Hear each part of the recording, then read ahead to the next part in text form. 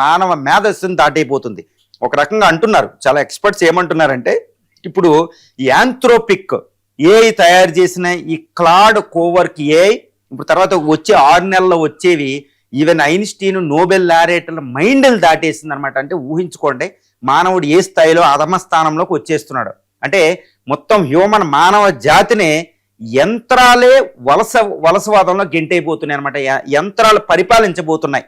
ఒక రకంగా ఒక బ్లంట్గా నేను చెప్పాలంటే యంత్రాల పరిపాలన, యంత్రాల నాగరికత మొదలైందని చెప్పవచ్చు అనమాట. చూడండి, పెద్ద పెద్ద మూవీస్ మనకు వచ్చినాయి అనమాట.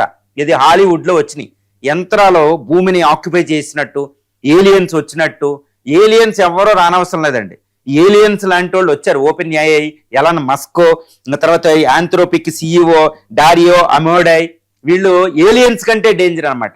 ఈ అమేడై ఒక చెప్తున్నారు, అడోలసెన్స్ ఆఫ్ టెక్నాలజీ అనే ఒక ఎస్సే చేసి, ఎస్సేలో ఆయన చెప్తున్నాడు అనమాట, ఒక వ్యాసంలో, మానవుడు రెడీ అవ్వండి, ఇంకో 6 నెలలు అయితే కోట్ల మంది సాఫ్ట్వేర్లో మొత్తం సాఫ్ట్వేర్ రంగమే తుడిచిపెట్టుకోబోతుంది, ఛాలెంజ్ విసురుతున్నాడు ఆయన. ఆయన చెప్పేది మీరు ప్రిపేర్ అవ్వండి అని చెప్తున్నాడా, అందరికీ వార్నింగ్ ఇస్తున్నాడు అని అంటే వార్నింగే ఇస్తున్నాడు. అందరూ ఇంటికి